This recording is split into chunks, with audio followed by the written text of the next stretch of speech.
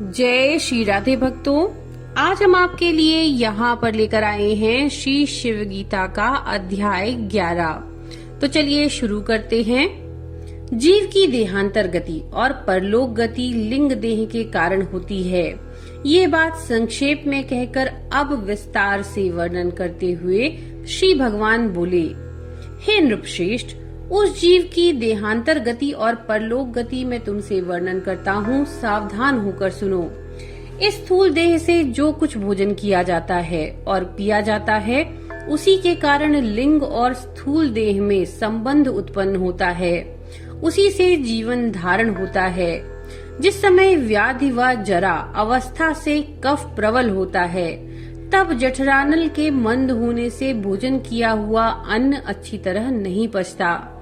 जब भोजन किए हुए रस के ना प्राप्त होने से शीघ्र ही धातु सूख जाती है और भोजन किए तथा पान किए हुए रस से ही शरीर में जठराग्नि के प्रदीप्त रहने से जो अन्न भक्षण किया जाता है वह रस रूप होकर शरीर को पुष्ट करता है। उस समय प्राणवायु वह संपूर्ण रस लेकर सब धातुओं में पहुंचाता है। इसी कारण से यह समान वायु कहाता है और वृद्धावस्था में वह रस उत्पन्न नहीं होता। इस कारण शरीर के बंधन से जो दृढ़ता से परस्पर संघट्ट है, शिथिल हो जाते हैं। जिस प्रकार से आम्रफल पककर अपने भार से ही आप ही शीघ्र पतित हो जाता है, इसी प्रकार शरीर के शिथिल होने से लिंग शरीर का स्थूल से वियोग हो जाता है। संपूर्ण इंद्रियों की वासना, आध्यात्मिक जीव संबंधी बुद्धि और ज्ञानेन्द्रियादि आदि भौतिक प्राप्त होने वाली देह के कारणभूत सूक्ष्म रूप वाले कर्म, ये तीनों आकर्षित होकर हृदय कमल में एकता को प्राप्त होते हैं। तब मुख्य प्राणवायु शेष 9 वायुओं से संयुक्त होकर ऊर्ध्व श्वास रूपी हो जाता है और फिर वे सब एक होकर जीवात्मा से संयुक्त होते हैं। विद्या, कर्म और वासना से युक्त हो ये जीव अपने कर्म से नाड़ी मार्ग का आश्रय करके नेत्र मार्ग अथवा ब्रह्मरंध्र के द्वारा बहिर्गत होता है। जिस प्रकार से घड़े को इस देश से दूसरे स्थान ले जाते हैं, परंतु वह आकाश से पूर्ण हो जाता है। जहाँ घट जाएगा उसी स्थान में घटाकाश भी जाएगा।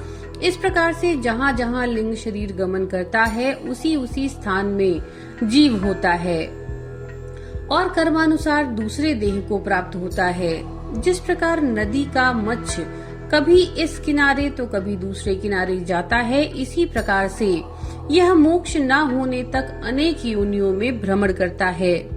जो पापी है उनको यमदूत ले जाएंगे। ये यातना देह का जो नरक दुख भोगने के लिए दी जाती है, उसको आश्रय करके केवल नरकों को ही भोगता है।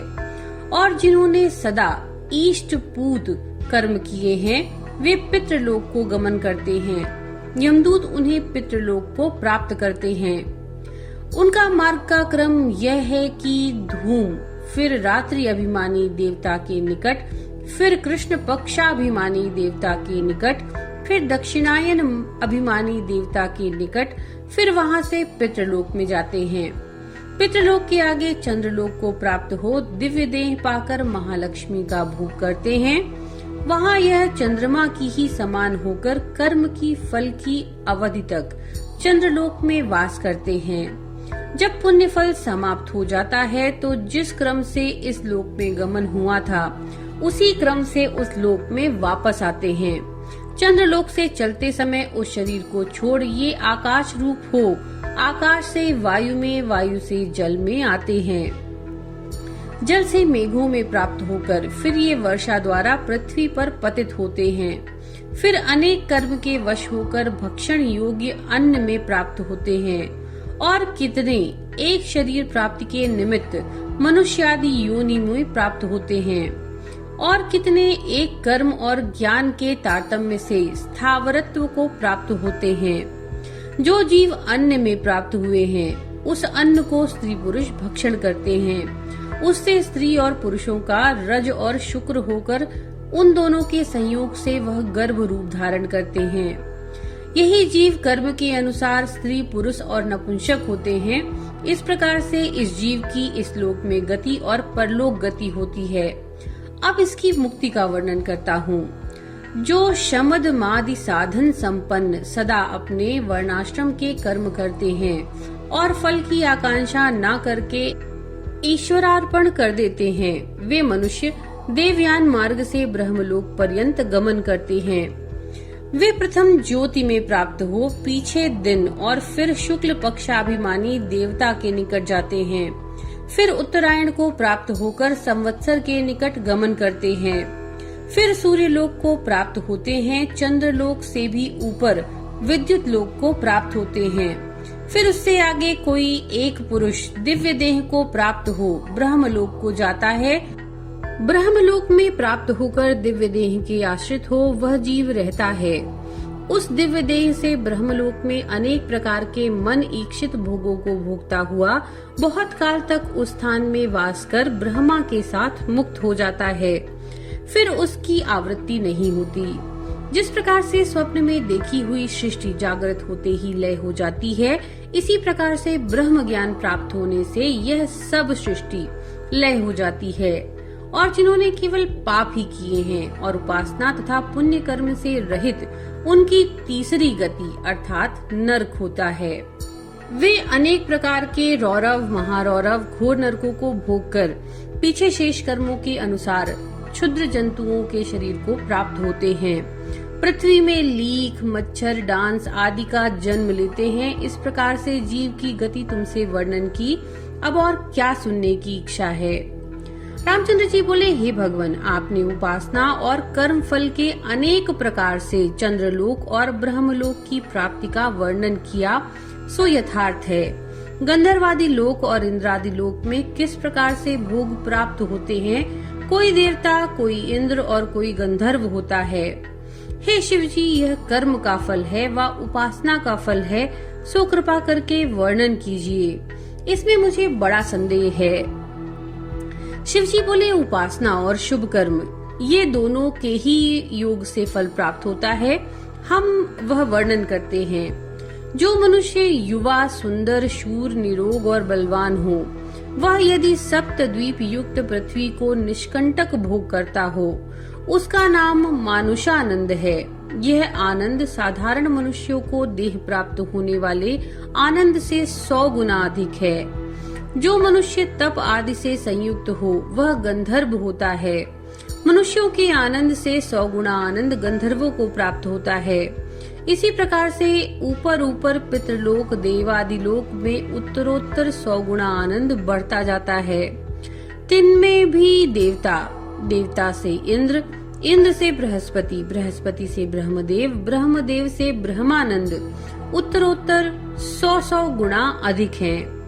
ज्ञान के आनंद से अधिक आनंद तो देवलोक में भी नहीं है, कारण कि ज्ञानी को किसी वस्तु की अपेक्षा नहीं है, किसी से कहीं भी भय नहीं है। जो ब्राह्मण, क्षत्रियादि वेद वेदांग के पारगामी, निष्पाप और निष्काम हैं और भगवत की उपासना करने वाले हैं, वे अनुक्रम से उत्तर उत्तर आनंद को प्राप्त होते हैं। परंतु हे दशरथ कुमार, ये जो कुछ आनंद है सो आत्मज्ञान के बराबर नहीं है। इससे आत्मज्ञान का अनुष्ठान करना उचित है। जो ब्राह्मण ब्रह्म देवता है, उसे कर्म उपासना से कुछ प्रयोजन नहीं है, न उसकी कर्म से कुछ बुद्धि और न करने से कुछ हानि भी नहीं है। जो शास्त्र ने विहित कर्मों का विधान और निषेध कर्मों का निषेध किया है, वह केवल जब तक ज्ञान नहीं तभी तक है।